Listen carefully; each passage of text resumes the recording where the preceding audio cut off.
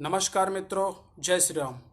मित्रों, आज जन्माष्टमी का प्रमुख त्यौहार है और इस अवसर पर मैं आप सभी सनातनी बंधुओं को और विशेष रूप से कृष्ण भक्तों को ढेर सारी शुभकामनाएं देना चाहता हूं।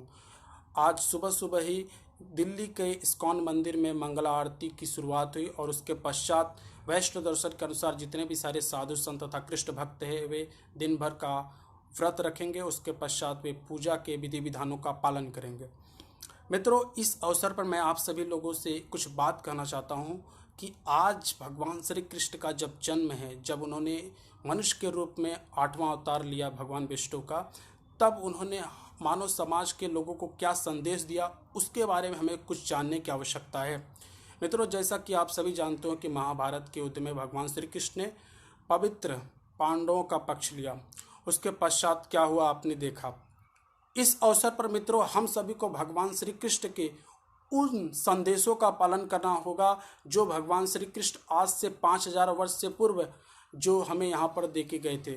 उन्होंने क्या कहा था मित्रों कि इस संसार में जब जब अधर्म, अन्याय, दुराचार की शक्तियाँ प्रबल हो जाती है, तब इसका नाश करने के लिए मैं जन्म लेता हूँ। आप जानते हो ना मित्रों, यदा यदा ही धर्मस्य ग्लानिर्भवति भारत अभ्युत्थानम अधर्मस्य तदात्मानं सृजाम्यहम्। तो इस तरह से भगवान श्री कृष्ण ने जो हमें संदेश दिया था कि इस संसार में जब अधर्म की बहुत ज़्यादा चरम सीमा पहुंच जाती है, तब उसका नाश करने के लिए मैं जन्म लेता हूं। तो हम मनुष्यों का कर्तव्य होता है कि जब अधर्म अपने छोटे रूप में है, जब अधर्म फैल रहा है, तो उसका नाश करने के लिए को एक साथ आना होगा मित्रों।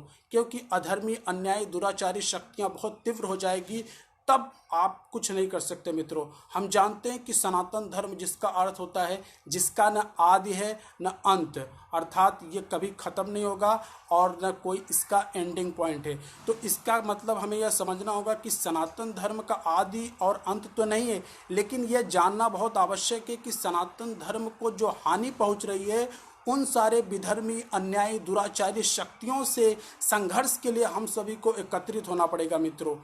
आप सोचिए मित्रों कि इस तरह से देश में अधर्मी शक्तियां इतनी प्रबल हो गई है कि हम देश के प्रत्येक स्थानों पर देख रहे हैं कि सनातन धर्मियों को कितने अत्याचारों का सामना करना पड़ रहा है। दुर्भाग्यवश हम भगवान श्री कृष्ण के उस संदेश को विस्मृत कर गए जो उन्होंने आज से 5000 वर्ष पूर्व अर्जुन को कुरुक्षेत्र में बताई थी। उन्होंने कहा था कि जब जब मनुष्य अपने कर्तव्य को पूर्ण नहीं करेगा, अपने कर्तव्य का पालन नहीं करेगा, तब तब उसको उसका फल भोगना पड़ेगा। और यही मित्रों रहा कि जब कश्मीर के लोगों को अपना फल भोगना पड़ा, क्योंकि कश्मीर के जो हिंदू जो यहाँ पे पलायन करने के लिए विवश हुए, यदि उनको 50 वर्ष पूर्व अर्थात 1990 में जो घटना घटी उनके साथ, यदि 20 वर्ष पूर्व 1970 में कोई हिंदू यदि उन्हें यह समझाता रहा होगा कि आज से 20 वर्ष पश्चात सब कुछ तुम खो दोगे, अपनी बहन बेटियों का इज्जत भी खो देंगे, तब वो उस पर हंसता रहा होगा। लेकिन उसके पश्चात उसको इस तरह की समस्याओं का सामना करना पड़ा, उसे सारा अपना राज्य अधिकार, गाड़ी, बंगला, संपत्ति सब कुछ खोना पड़ा।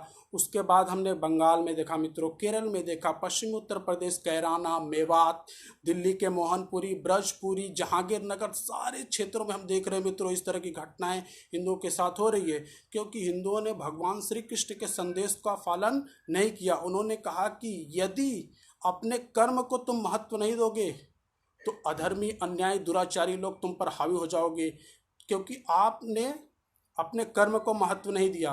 यदि आप समय रहते ही इन सारी शक्तियों से पहले से ही आप सजग हो जाते तो इस तरह की स्थिति तुम्हें झेलनी नहीं पड़ती मित्रों। यही भगवान श्री कृष्ण ने हम सभी को अन्य रूपों में समझा के गए। उन्होंने मनुष्य के रूप में जो अवतार लिया, वो हम सभी सनातनी बंधुओं को, सनातन धर्मियों को इन्हीं अत्याचारी, इन्हीं दुराचारी लोगों से मुक्ति दिलाने के लिए यह संदेश जारी किया था मित्रों।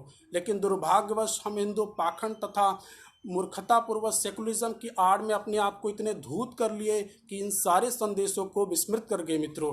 कल बेंगलुरु में क्या घटित हुई मुझे बताने की आवश्यकता नहीं है, आप जानते हो। मेरा कहने का एक ही अर्थ है मित्रों कि आज हम ये प्रण लें कि भगवान श्री कृष्ण ने जो हमें कर्म के कार्य करने के लिए हमें संदेश दिया था कि मनुष्य को अपने धर्म की रक्षा के लिए उसके पूर्व के जो कर्म है उसे निभाने पड़ेंगे, अपने कर्मों का पालन करना पड़ेगा। क्योंकि यदि मनुष्य अपने कर्म का पालन नहीं करता मतलब वह धर्म से भ्रष्ट हो रहा है।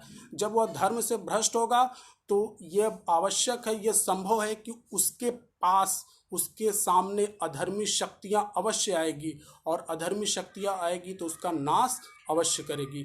तो यही भगवान श्री कृष्ण के संदेश के साथ मैं आप सभी लोगों को ढेर सारी शुभकामनाएं देना चाहता हूं जन्माष्टमी पर। जय हिंद, जय भारत।